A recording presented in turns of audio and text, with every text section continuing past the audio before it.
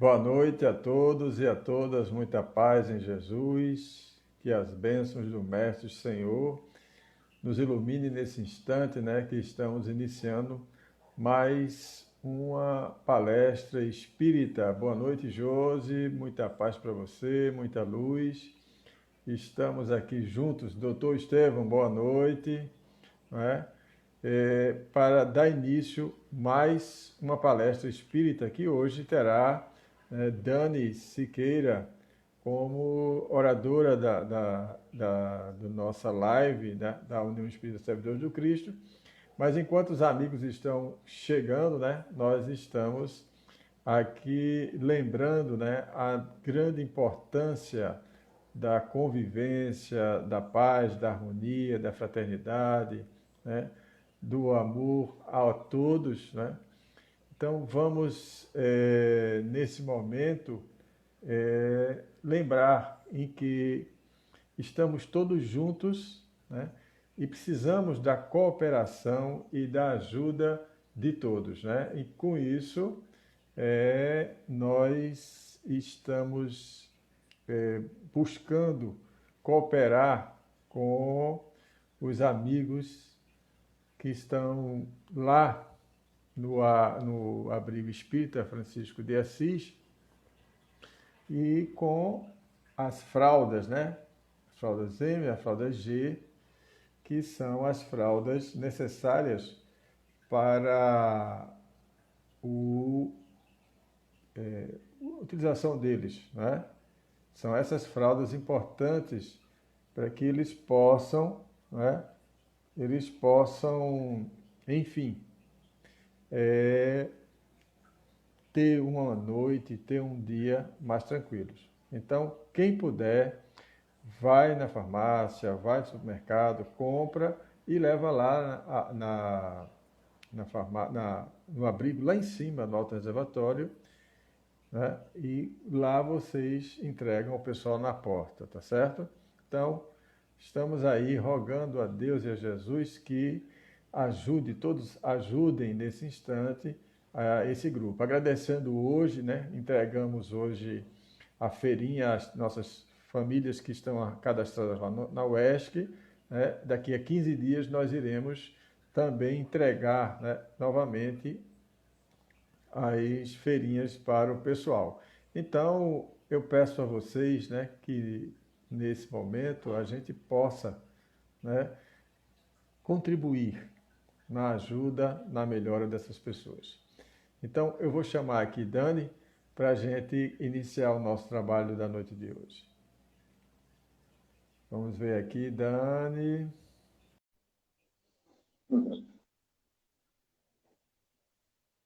Vamos aguardar que ela apareça aqui, Dani Siqueira. Vamos aguardar. Boa noite. Boa noite, Dani. A tua imagem não apareceu ainda não, mas daqui a pouco eu acho que aparece.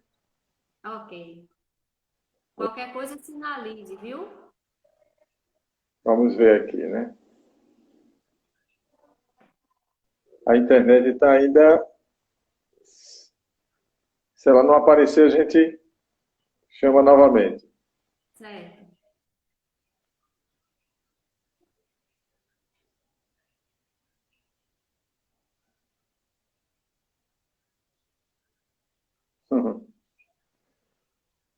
Vamos ver se ela chega. Não chegou ainda. Dani, eu vou sair, tirar tu novamente e te chamar novamente, tá certo? Tá certo, Gustavo.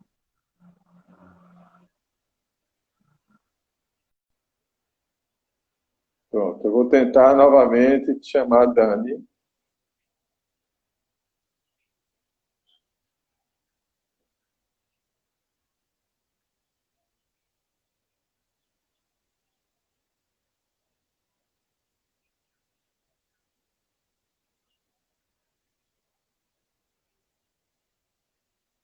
Vamos aguardando um pouquinho.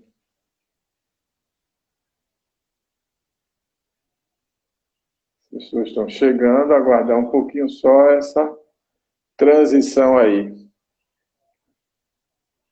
A internet hoje está difícil. Aqui em casa ela caiu e só veio aparecer agora no finalzinho da tarde.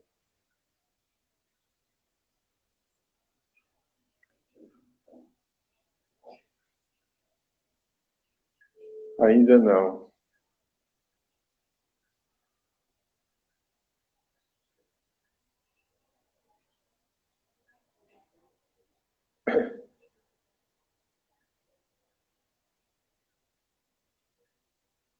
Vamos tentar novamente.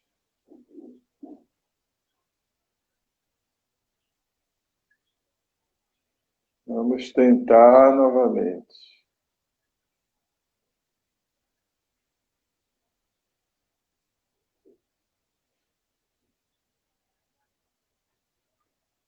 É assim mesmo. Oi, Dani. Agora chegou. Tá me ouvindo, Dani? Estou ouvindo e estou lhe vendo. Tudo bom? Graças a Deus, né? Nós estamos aqui, né? Juntos e convidando, né, a todos para participar nesse momento dessa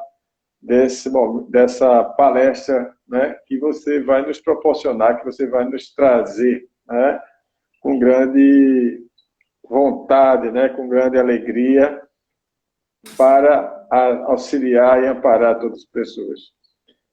Então, vamos fazer a nossa prece de início dos nossos trabalhos e, em seguida, a gente passa a palavra para você. Ok, Dani? Vamos elevar os nossos pensamentos a Deus e a Jesus e nos proporcionar nesse instante esse momento de paz, de harmonia e de fraternidade, nos iluminando, nos amparando e nos socorrendo. Que teu amor, a tua paz, Mestre Jesus, auxilia nossa irmã Dani na sua fala, na sua mensagem, e que ilumine os seus pensamentos. Que a tua paz esteja com todos nós e que todos em casa recebam essa energia positiva, né? Paz em Jesus para todos. Bem, pessoal, eu quero lembrar vocês, coloque lá a garrafinha com água para ser purificada. No final, né, da palestra, os espíritos vão fazer a purificação das águas, né? Dani, é com você agora, ok? Paz em Jesus. Boa noite, minha gente. É com muita alegria que eu participo mais uma vez do trabalho da UESC. Com muita gratidão a Deus por, apesar de estarmos distantes fisicamente, Deus permitir, né, por meio dos recursos tecnológicos, que a gente continue próximo um do outro, né? Isso é muito bom e nos ajuda a fortalecer essa corrente de energia positiva para a gente se sustentar nesse momento tão difícil, né, que a gente vem passando. Então, eu trouxe um tema para a gente refletir. Está dando eco, Gustavo? Nos ajuda a fortalecer essa corrente. Está dando eco? Oi, está tudo certo. O som está voltando? Está retornando, né? Eu vou... Pronto. Melhorou? Melhorou. Pronto. Fique à vontade agora.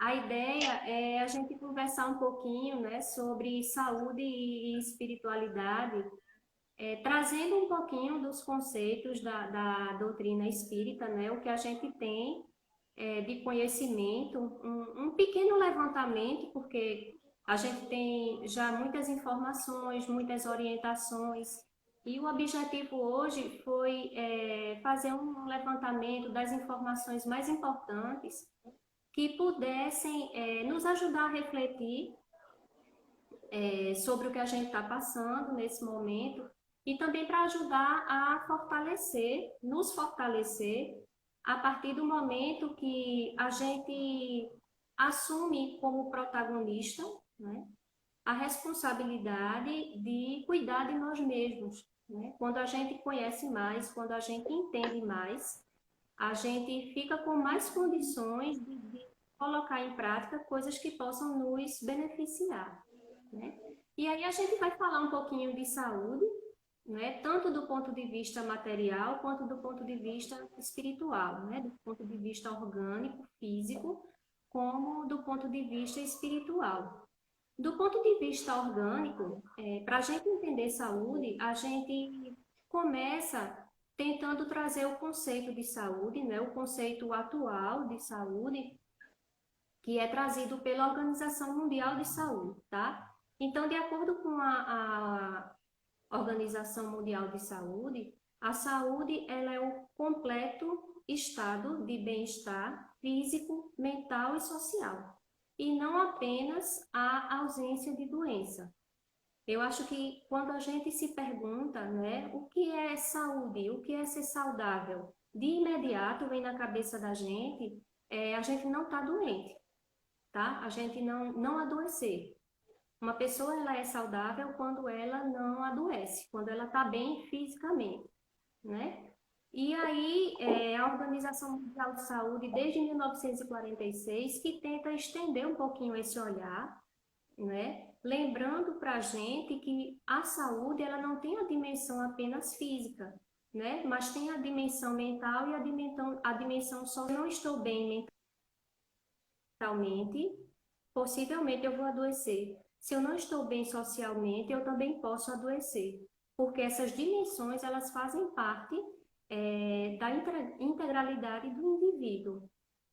Então, apesar desse conceito ser de 1946 para cá, a gente ainda está caminhando no sentido de trazer, né, mais abrangente dentro da prática de saúde, da vivência de saúde atual, né? A gente tem alguns fatores, né, que colaboram para isso também, né, para manter esse olhar focando apenas o aspecto físico. Um desses fatores, o próprio avanço tecnológico, né, faz com que a gente foque mais a doença do ponto de vista físico. A gente, ao longo do tempo, a gente teve um avanço tecnológico muito grande que permitiu o desenvolvimento de aparelhos, de equipamentos que fizessem diagnósticos precoces, né, ou que possibilitassem formas de tratamento para doenças que antes eram incuráveis, né? Isso foi muito bom? Foi ótimo, né? Muitas pessoas que morriam de determinadas doenças há anos atrás, hoje não morrem mais, né? E a questão também da especialização, né? Cada vez mais tem se acontecido na prática profissional de o profissional se capacitar, se especializando apenas em uma área, né? Isso também foi bom porque permite um aprofundamento maior daquilo que está sendo estudado, mas ao mesmo tempo também desvia desse olhar que a Organização Mundial de Saúde tenta trazer para a gente, né? A partir do momento que eu direciono o meu olhar, o meu foco só para o problema do paciente, eu deixo de olhar para o paciente como um todo, né?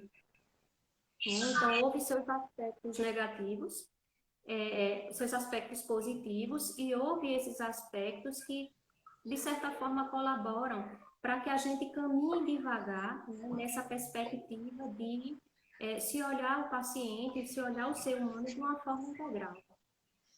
A própria formação profissional também, né, ao longo das graduações, nem sempre os profissionais da área de saúde têm esse tipo de formação centrada no paciente, né? O modelo mais tradicional de formação é um modelo focado em cima da doença. E é muito interessante, eu vivencio um pouco disso na prática. Eu sou professora, né, de 2 cursos da área de saúde e eu consigo perceber isso com muita clareza, né? A gente tem turma que começa a cursar a disciplina de práticas integrativas no começo do curso e tem turma que está começando a cursar essa disciplina do meio para o final do curso. E a gente percebe a diferença, né? Não existe ainda aquela cultura, aquele hábito né? De repente, você prestar atenção a outros fatores que vão estar interferindo no processo de adoecimento daquele paciente, que não seja o próprio processo de adoecimento físico, né?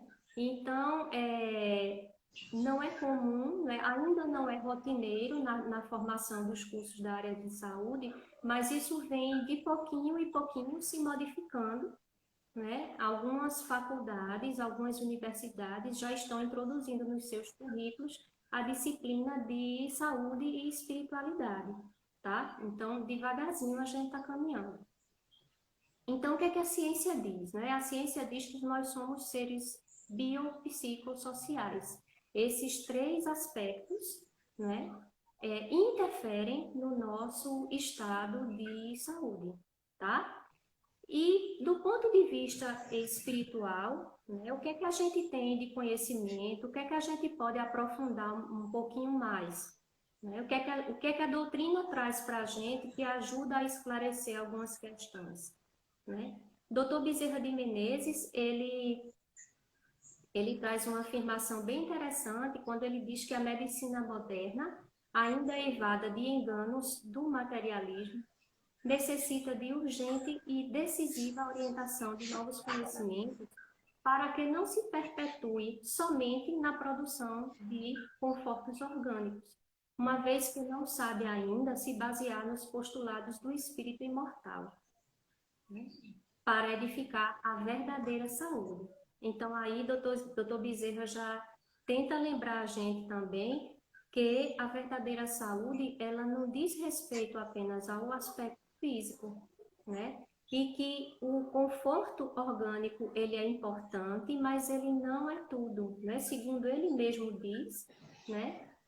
A verdadeira saúde, ela também contempla o aspecto espiritual, né? O desenvolvimento, essa dimensão espiritual da nossa vida. E aí a gente tem vários outros autores também que refletem dentro da doutrina espírita os conceitos de saúde, o olhar sobre a saúde. Emmanuel, no livro Consolador, ele diz que saúde é a perfeita harmonia da alma, né? Ele aprofunda ainda mais, né? Já vincula ao conceito de espiritualidade de uma forma mais direta. Joseph Gleber, no livro O Homem Sadio, né? Esse benfeitor, ele diz para a gente que a saúde é a real conexão da criatura com o Criador. E a doença é o contrário momentâneo de tal fato. Então, aí, a gente já vai aprofundando a cada passo, né? A gente precisa, se a gente quiser falar de saúde, se a gente quer entender, se a gente quer se cuidar, a gente precisa entender que a harmonia da alma, né, do espírito, vai influenciar diretamente na nossa condição de saúde, tá? E quando a gente se afasta dessa harmonia, né, segundo o benfeitor Joseph Gleber, ele diz que isso acontece momentaneamente, aí a gente entra em estado de desequilíbrio e a gente adoece. Lourenço Prado, ele deu uma instrução psicofônica por meio de Chico Xavier, onde ele trouxe um conceito assim bem mais completo, né? Ele diz que saúde é o pensamento em harmonia com a lei de Deus. Doença é o processo de retificá-la, corrigindo erros e abusos perpetrados por nós mesmos ontem ou hoje diante dela, né? Então, ele reforçando aí, né, esse conceito de que, para nós estarmos bem, nós precisamos estar em harmonia com as leis divinas. Quando a gente se desvia, né, desse roteiro, a gente adoece, né? Então, a doença nada mais é do que uma forma de chamar a nossa atenção, despertar, fazer com que nós despertemos para corrigir aquele aspecto que pode ser melhorado. Aquele aspecto que a gente ainda não teve consciência, né? Mas que a gente vinha se desviando do caminho, e a doença ela aparece nesse momento para fazer a gente refletir sobre o que precisa ser modificado, né? O que é que eu posso fazer para melhorar e para me ajudar a melhorar, e, consequentemente, isso aí favorece o meu estado de saúde, porque eu vou novamente entrar em harmonia com as leis divinas, né? Por meio dessa mudança que eu vou promover. Então, só aqui a gente viu três benfeitores, né, falando da importância para a saúde de nós estarmos em harmonia com as leis divinas, a importância da gente considerar esse aspecto para se ter uma verdadeira saúde, como disse o Dr. Bezerra, né? Então, o que é que a gente consegue compreender até aqui?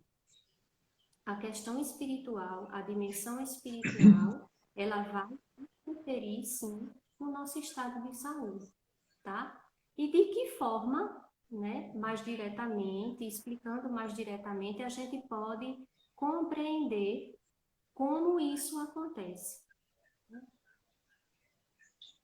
Na doutrina espírita, a gente sabe, né, quem já conhece a doutrina e quem não está conhecendo ainda, né, no Livro dos Espíritos, na questão 27, fala sobre a dimensão, os elementos, né, que compõem o universo, que é a matéria e o espírito, tá? Então, a gente tem o que a gente chama de tríade universal, né? A gente vai ter a matéria, a gente vai ter o espírito e a gente vai ter Deus, que é o Criador e Pai de todas as coisas, né? No Livro dos Médiuns, a gente tem a seguinte informação também, né? No conhecimento do perispírito está a chave de inúmeros problemas até hoje insolúveis.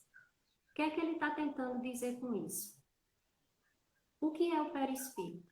Né? A gente sabe que quando a gente está encarnado, né? Nós espíritos estamos encarnados, a gente tem uma estrutura que não é tão sutil quanto o espírito e nem é tão material como o corpo físico, é uma estrutura intermediária que conecta o espírito ao corpo físico, tá? Então, essa estrutura que faz essa conexão, essa ligação, é o perispírito. Quando a gente coloca para pesquisar na internet, imagens, né? Para imagens ilustrativas, o que é que a gente vê? Na maioria das vezes, a gente vê como se fosse o nosso corpo físico, né? Mas de forma transparente, digamos assim. Por quê? Né? É ilustrado dessa forma. Para a gente entender que o perispírito ele é um molde do nosso corpo físico. Né? É como se fosse o nosso corpo físico, mas constituído de uma matéria que não é totalmente orgânica e que ainda não é totalmente sutil, tá? Mas é uma estrutura intermediária e que faz essa conexão do espírito com o corpo físico. Então, no livro A Gênesis, no capítulo 14, no item 10, é dito que a constituição íntima do perispírito não é idêntica em todos os espíritos, encarnados ou desencarnados, que povoam a Terra ou o espaço que a funda. Então, essa estrutura que eu falei para vocês, que é o perispírito, ela é, digamos assim, individual, tá? Cada pessoa, ela vai ter um perispírito individualizado, né? E o benfeitor Joseph Gleber, ele completa dizendo que no organismo perispiritual continuam as funções de alguns órgãos similares aos órgãos físicos, porém adaptados ao ambiente e às energias mais eterizadas do mundo espiritual. O que é que isso quer dizer, né? O perispírito, ele funciona, né, semelhante à estrutura corporal, né, e tem suas partes, elas se conectam de forma semelhante ao corpo físico, tal funcionamento. porém adaptado a um ambiente de energia mais sutil, como são as energias no mundo espiritual, tá? Não sei se vocês estão conseguindo acompanhar. Então, no livro Evolução em Dois Mundos, André Luiz completa esse raciocínio, né? Ele diz que em íntima associação com as células físicas, as células perispirituais recebem o comando da mente de forma direta e repassam para a intimidade subatômica do corpo físico. Ou seja, o perispírito ele é tão próximo ao corpo físico, né? É tão tênue esse contato e ele transfere para o corpo físico o comando da mente, né? E o que é que acontece? O espírito, né, o corpo mental, ele vai emitir pensamentos, sentimentos, energia. Isso vai passar, vai ser registrado no perispírito e do perispírito passa para o corpo físico, tá? Então, o perispírito, ele é comandado pelo corpo mental, que lhe dá forma e dirige as funções conforme a condição mental de cada espírito. Ou seja, dependendo dessa condição mental, né, a natureza das informações que a gente vai estar passando para o perispírito. E o perispírito passa a criar. Tá? Isso aí vai depender do tipo de emoção que eu vou estar emanando. E aí, André Luiz, ele continua também no mesmo livro, Evolução em Dois Mundos, né? O perispírito, ele registra a memória de nossas ações e passa para as células do corpo perispiritual, que será um modelo biológico para todo o corpo em uma nova encarnação. Foi o que eu tinha dito no comecinho, né? O perispírito, ele é a forma, tá? E com base no perispírito, a gente vai ter a formação do nosso corpo biológico. Então, as memórias, né, do nosso espírito, elas são registradas no perispírito, né? As nossas emoções, as nossas ações, os nossos sentimentos. E do perispírito, essas memórias, elas passam no corpo. Por isso que lá no comecinho, a gente comentou aqui que cada pessoa ela tem o seu perispírito, digamos assim, individual, né? Porque a forma que o perispírito vai ter vai estar de acordo com o que eu tenho registrado enquanto espírito, enquanto experiências que eu passei, que eu vivenciei, seja nessa existência ou seja em existências passadas, né? O que eu passei é diferente do que Gustavo passou, né? As minhas vivências, as minhas emoções, os meus sentimentos foram registrados no meu perispírito e isso é passado para o corpo, do mesmo jeito que ele vivenciou as experiências dele, né, que ficaram registradas também e que passam para o corpo físico. Daí essa ideia da individualidade, tá? Do perispírito. Joana de Ângeles, no livro Autodescobrimento, ela diz que as forças vivas da mente estão sempre construindo, recompondo, perturbando ou bombardeando os campos organogenéticos, responsáveis pela geratriz de caracteres físicos e psicológicos, bem como sobre os núcleos celulares de onde procedem e a preservação das formas. Vamos esmiuçar esse parágrafo para a gente entender.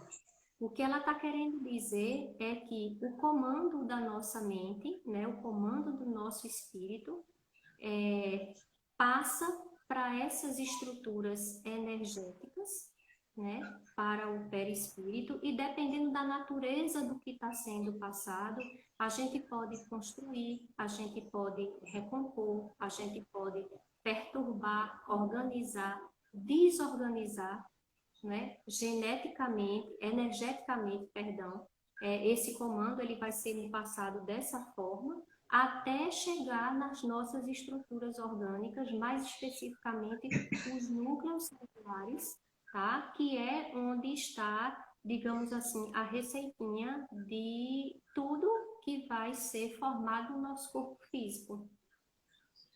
Então, tudo que eu vivencio, né, tudo que eu consigo emanar enquanto espírito, vai passar para o meu perispírito e vai influenciar a formação ou a perturbação das minhas estruturas celulares, mais diretamente as estruturas responsáveis pela formação do nosso corpo, né? Então, daí o fato de as doenças congênitas, por exemplo, não é? Que são aquelas doenças que a gente já nasce com ela, né? São registros que a gente trouxe no nosso perispírito e que foi passado para o nosso corpo daquela forma, né? Porque Deus, na sua infinita misericórdia, permitiu que a gente tivesse uma oportunidade novamente, né, de voltar à Terra para aprender,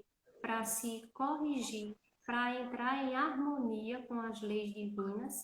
E se a gente traz alguma deficiência, alguma dificuldade de ordem orgânica, a ideia é que isso favoreça para que a gente aprenda, né, o que a gente está precisando com aquela experiência. É uma oportunidade que a gente vai ter, digamos assim, de se harmonizar com as leis divinas em virtude de algum momento que eu desvirtuei, né? E aí Deus permite que a gente volte para tentar se ajustar novamente. Isso é só um exemplo, né? Para ilustrar essa questão da gente trazer o registro no nosso perispírito e o perispírito ser a forma para o nosso corpo físico. Ainda no livro Autodescobrimento, Joana de Ângeles, ela traz algumas questões assim, de ordem emocional, tipos de sentimento, de energia, que podem interferir energeticamente nas nossas estruturas orgânicas e causar perturbações orgânicas ou os processos de adoecimento, né? Então, Joana de Ângeles, ela fala que conflitos, ressentimentos, ódio prolongado, né, esse tipo de energia pode desorganizar estruturas celulares, formando tumores, anseios insatisfeitos de sentimentos que não são trabalhados podem favorecer focos infecciosos resistentes. Sentimento de vingança disfarçada, né, manipulada, pode gerar úlceras e problemas emocionais, distúrbios emocionais.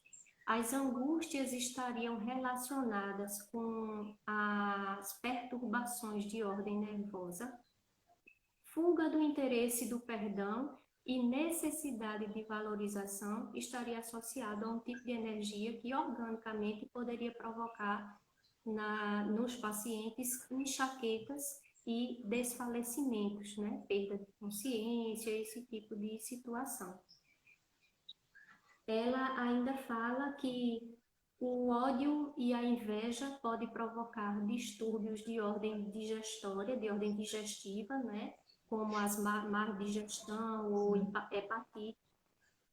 A competição malsã, aquela competição que não é saudável, né? Pode gerar distúrbios de ansiedade e de medo, desamor, mágoas sustentadas pela autopiedade, complexos de inferioridade, contrariedades que resultam de temperamentos fortes de constante atrito com o organismo, podem estar associados a perturbações energéticas que vão provocar câncer de mama, câncer de próstata, taquicardia, disfunções coronarianas, cardíacas e infartos brutais, infartos fulminantes. Impetuosidade, violência, queixas sistemáticas, desejos insaciáveis estariam associados com quadros de derrames cerebrais, estados neuróticos e psicoses de perseguição. Isso são alguns exemplos que ela traz para a gente poder entender na prática como é que funciona essa questão de o que eu sinto, o que eu vivencio, o que eu alimento enquanto espírito, pode provocar no meu corpo físico em termos de adoecimento, tá? Então, o que é que a gente pode compreender até aqui? O ambiente interno para o favorecimento ou não do processo de adoecimento somos nós que criamos. Tá? Então, quando eu pensei nessa temática, eu pensei em alguma coisa que pudesse trazer informações que nos ajudasse, né, a compreender a nossa parte, o que é que a gente pode fazer para a gente se ajudar, né, para evitar chegar nesse ponto.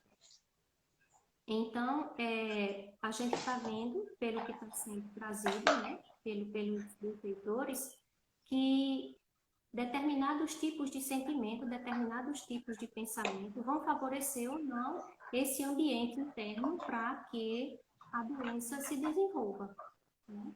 E trazendo uma reflexão breve, rápida e num contexto bem mais abrangente, se a gente prestar atenção no que a gente está passando hoje em termos de pandemia, o que a gente vê é constantemente, né, a doença trazendo para a gente aquela perspectiva de mudança.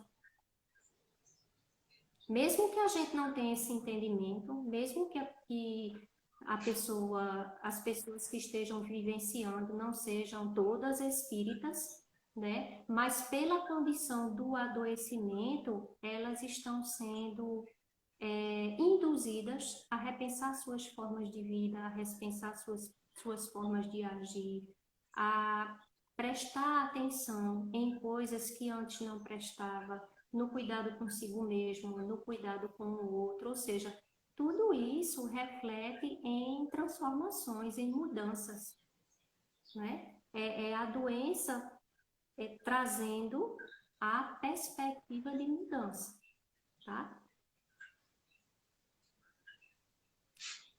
Andrei Moreira, no livro Cura e Autocura, ele diz que os estágios de saúde manifestam, portanto, o momento evolutivo do indivíduo. Há muito conteúdo em estado latente, equilibrado ou desarmonizado, aguardando um momento propício de expressão para o reequilíbrio ou a evolução do ser. Então, esses sentimentos desorganizados que a gente tem, né? Às vezes a gente está consciente, às vezes não, né? E quando não estamos conscientes, ele fica ali latente, esperando a hora de, de sair, né? De se apresentar na forma de um processo de adoecimento para trazer para a gente o despertar para a reflexão sobre aquele aspecto que a gente precisa se reajustar, né? Consigo mesmo e com as leis divinas. A saúde, segundo Lourenço Prado, né, que eu falei no comecinho, é o pensamento em harmonia com a lei de Deus. Aí eu trouxe novamente essa informação para a gente amarrar tudo que a gente esmiuçou até agora. Então, não tem como a gente não vincular, né, a saúde à nossa condição espiritual, a necessidade da gente se harmonizar com as leis divinas, a necessidade de transformação, de reforma íntima, né? Se a gente, por exemplo, se a gente faz um tratamento, né? Eu não sou médica, vou dar um exemplo bem simples. Uma pessoa que tem gastrite, por exemplo, né? Se ela entra numa crise e consulta um médico o médico passa todas as orientações, com todas as restrições e cuidados que essa pessoa precisa ter. Se ela segue essas orientações, se ela toma esses cuidados, segue o tratamento, ela consegue se curar, né? Porém, se depois desse processo de cura, ela volta para os hábitos antigos, né? Ela volta a ter os, digamos, mau hábitos que ela tinha antes, né? Então, fatalmente ela vai adoecer novamente, né? Então, é mais um exemplo onde a gente percebe o processo de adoecimento como um processo necessário para que a gente pense a nossa transformação moral, a nossa transformação espiritual, a nossa reforma íntima.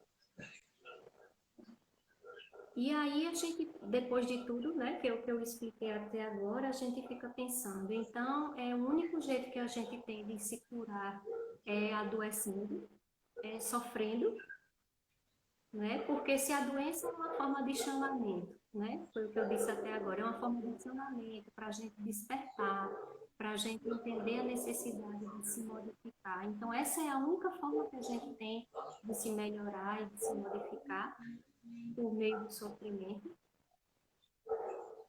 No Antigo Testamento, lá em Deuteronômio, no capítulo 28, no versículo 15, item 22, tem escrito assim: mas se não obedeceres à voz do Senhor teu Deus, se não praticares cuidadosamente todos os teus mandamentos, o Senhor te ferirá de fraqueza, febre e inflamação. Então, a gente tem, desde aquela época, né, e eu acredito que até hoje, a gente ainda tem essa herança dessa cultura de mostrar a doença como um castigo, né, de mostrar a doença como uma punição.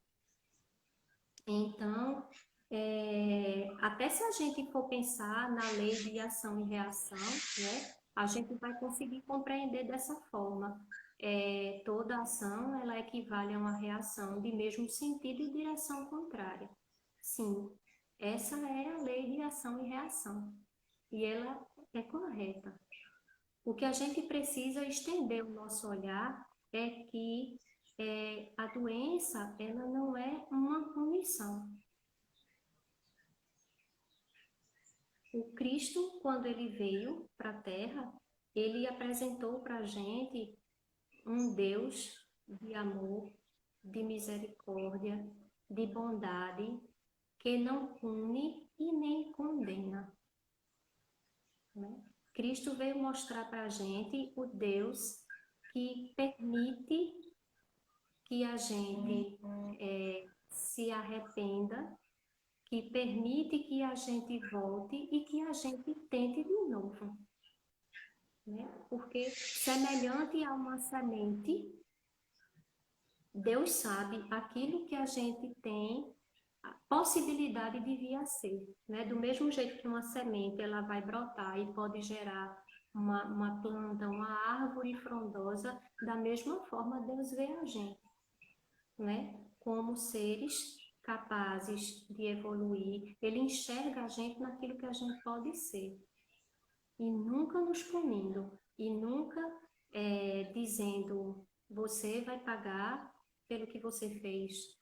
É olho por olho, dente por dente, né? Você provocou, então você vai receber da mesma forma. O próprio Jesus disse que não era assim, né? O próprio Jesus explicou para a gente como era esse Deus de misericórdia e como é, né, esse processo tão amoroso de educação que o Pai tem conosco, reencarne, permitindo que a gente se ajuste novamente com as leis divinas e dando a oportunidade da gente aprender, da gente se esclarecer e da gente se ajudar também, tá? Blaise Pascal, na Revista Espírita, em 1865, ele diz assim: se a planta do vosso jardim vem mal, se desvia Ireis encolerizar-vos e vos vingar dela? Não. Endireitá-la-eis, se puderes, dar-lhe-eis um apoio, forçareis por entraves as suas tendências, se necessário a transplantareis, mas não vos vingais. Assim faz Deus, né? Foi o que eu estava falando agora há pouco, né? A maneira amorosa como Jesus, como Deus permite que a gente se reeduque, né? Não impondo condições de sofrimento. Então, a gente percebeu com essa pequena reflexão até aqui, né? Nós temos um código genético, né? Com a receita sobre as nossas estruturas corporais, né? E essa receita, ela vai entrar, digamos assim, na prática de acordo com as informações que o perispírito vai passar. Então, o pensamento que atua na intimidade celular é quem vai definir se essas predisposições ela vai acontecer ou não. Né? Eu tenho um ajuste para fazer, eu reencarno com um reajuste para fazer. Né? Então, esse reajuste tem que ser por via do adoecimento? Não necessariamente. Não necessariamente. Se nessa existência eu busco me reeducar, se eu busco mudar o meu campo mental, né, e emocional, lavando aquela energia, né, que outrora me fez adoecer, né, essa energia necessariamente ela não vai precisar ser drenada para o corpo físico na forma de doença, tá? Então, essa condição, ela vai persistir se o espírito mantiver aquelas condutas, né, que reforçam aquele padrão energético e que vai fazer com que a energia se acumule e precise ser drenada para o corpo físico.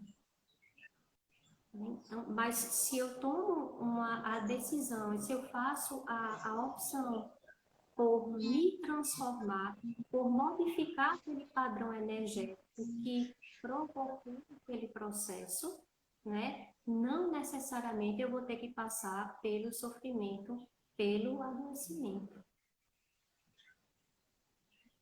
E aí Emmanuel, ele segue no... Eu sigo, né, com mais informações a esse respeito, né? Emmanuel, no livro Fonte Viva, no capítulo 86, ele diz: todas as criaturas humanas adoecem, todavia são raros aqueles que desejam a cura real. O comprimido ajuda, a injeção melhora, entretanto nunca te esqueças de que os verdadeiros males procedem do coração. Se estás doente, meu amigo, acima de qualquer meditação, aprende a orar e a entender, a auxiliar e a preparar o coração para a grande mudança. É aquilo que a gente tinha falado, né? O conforto orgânico, ele é extremamente necessário, até porque se chegou à parte orgânica, é necessário que seja tratado com recursos apropriados para se tratar a parte orgânica, né? Mas tão imprescindível quanto, né, é a gente orar, como Emmanuel diz, compreender, né, a situação que a gente está vivenciando, refletir, entender o que é que eu preciso modificar, o que é que aquele momento, o que é que aquela situação está me fazendo, está me trazendo, né, e providenciar, digamos assim, né? Providenciar as mudanças que eu preciso. Aí sim, né? Eu me aproximo do processo de cura. Então, no Livro dos Espíritos, na questão 851, Allan Kardec, ele diz: a fatalidade existe unicamente pela escolha que o espírito fez ao encarnar desta ou daquela prova sofrer. Escolhendo-a, institui para si uma espécie de destino, que é a consequência mesma da posição em que vem a achar-se colocado. falo das provas físicas, pois, pelo que toca às provas morais e às tentações, o espírito, conservando o livre-arbítrio quanto ao bem e ao mal, é sempre senhor de ceder ou resistir, né? Então, ninguém está fadado, digamos assim, a adoecer e a sofrer, né? A gente pode até vir com esse ajuste para fazer, né? Como ele diz aqui, o gênero de provas é definido antes da gente reencarnar. Então, se o meu gênero de prova é o processo de adoecimento físico, eu vou passar por provas dessa natureza, né? Mas o que vai acontecer vai depender do meu livre-arbítrio, vai depender da maneira como eu vou gerir aquela situação com as decisões, com o posicionamento que eu vou tomar, tá? Assim, portanto, diz Joana de Ângeles no livro Autodescobrimento, cada um é o que lhe apraz e pelo que se esforça, não sendo facultado a ninguém o direito de queixas, face ao princípio de que todos os indivíduos dispõem dos mesmos recursos, das mesmas oportunidades que empregam, segundo seu livre-arbítrio, naquilo que realmente lhes interessa e de onde retiram os proventos para a sua própria sustentação. Todos nós temos essa capacidade de nos esforçar e modificar aquela situação que a gente está vivenciando, né? Se a gente tem o conhecimento dos recursos que a gente pode utilizar para se ajudar, né? Para ajudar a diminuir o nosso sofrimento, esses recursos eles estão à disposição para todos nós, né? E todos nós conseguiremos se nós nos esforçarmos. Então, a doença, ela é um convite do corpo ao reequilíbrio do ser perante a consciência ou perante a lei de Deus, né? A gente vê muitas pessoas, muitos relatos de pessoas que passam por momentos difíceis no que diz respeito ao processo de adoecimento do corpo físico, e é muito comum a gente ouvir os relatos das pessoas se modificarem depois de passar por um processo, né, de adoecimento, né? Então, é claro que sofrer com o processo de adoecimento não é fácil, né? Mas a gente consegue ouvir pessoas dizer, não, foi difícil, mas se eu não tivesse passado por aquilo ali, eu não teria despertado para as coisas que eu sei hoje, né? Ela segue ainda, Joana de Ângeles, adequando-se à saúde e à harmonia, o pensamento, a mente, o corpo, o perispírito, a matéria e as emoções receberão as cargas vibratórias benfazejas, favorecendo-se com a disposição para os empreendimentos idealistas, libertários e grandiosos que podem ser conseguidos na Terra graças à dádiva da reencarnação. Então, aqui a gente tem essa oportunidade, né, de depurar os nossos sentimentos, as nossas emoções, as nossas atitudes, de buscar esclarecimento para promover essa transformação, essa reforma íntima. E Joana diz que tudo isso que a gente conseguir, isso vai ser passado, né, para a mente, para o corpo, para o perispírito, e com certeza vai ajudar a gente a ter mais saúde. E aí no livro de Andrei Moreira, o livro Cura e Autocura, eu trouxe uma reflexão interessante que ele lembra para a gente que da importância de nesse evento de cura, de busca pela cura, a gente tentar entender o que o corpo da gente está tentando ensinar, né? Tentar ouvir esse chamado da nossa alma, não questionando apenas o porquê eu estou passando por isso, né? É importante a gente compreender os processos que a gente está vivenciando, mas o para quê, né? É bem mais importante, porque a partir do momento que eu entendo a finalidade que eu estou vivenciando,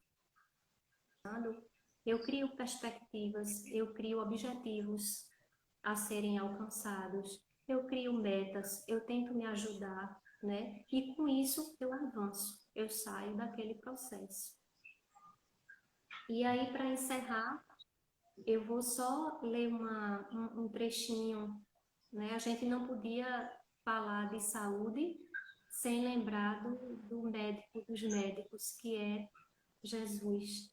E aí tem uma passagem que eu achei muito bonita, que eu vou pedir permissão a vocês para ler, para não perder a beleza das informações.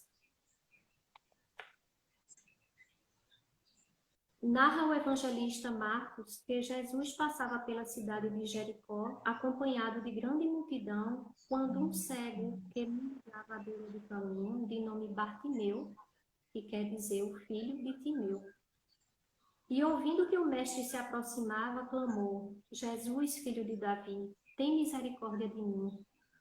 Ele clamava de tal forma que os que acompanhavam Jesus o advertiam, mas continuou clamando até que o mestre manda que ele venha ter com ele. E Bartimeu lança de si a capa, levanta e vai ter com Jesus. E Jesus pergunta: que queres que eu te faça? Que queres receber? E Bartimeu responde: Senhor, que eu veja. E as vistas de Bartimeu abrem-se por ordem de Jesus, que afirma a ele que sua fé o havia salvado. Mendigos são todos aqueles que não reconhecem sua capacidade, sua beleza, e colocam-se na vida esperando que as respostas venham do outro, como migalhas de esmola. Jesus estava rodeado por uma multidão que o espremia, o apertava, mas ouve o chamado de Bartimeu. Nesse momento, Jesus representa a misericórdia divina, o amor do Pai, disponível 24 horas por dia para justos e injustos.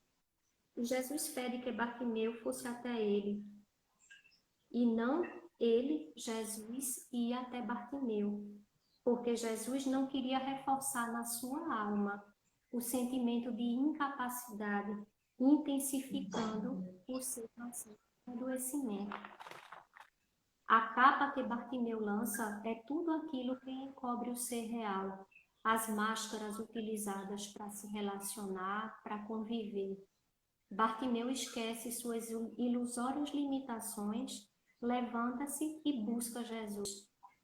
Algo em sua intimidade o dizia que era chegado o instante do despertamento espiritual, que o amadurecimento havia chegado e que seu coração não desejava mais depender daquilo que viesse fora.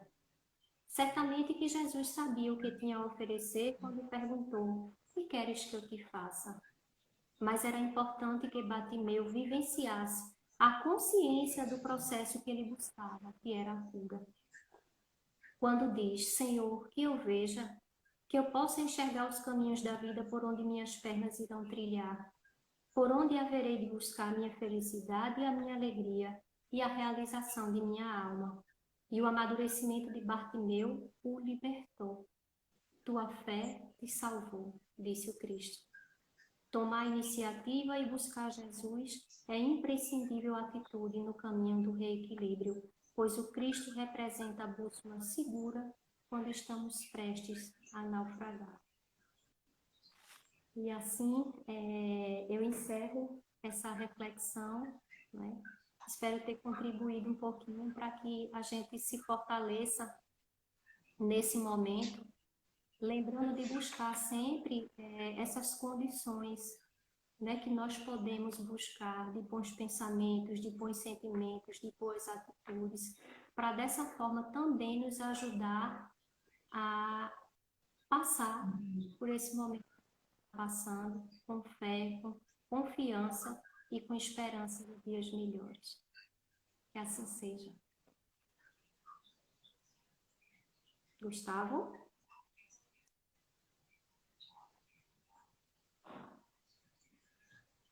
Dani, a gente agradece a mensagem maravilhosa, né, que nos foi concedida. Muita gente aqui falou, mandou beijo, mandou abraço, né, para você e para todos, né?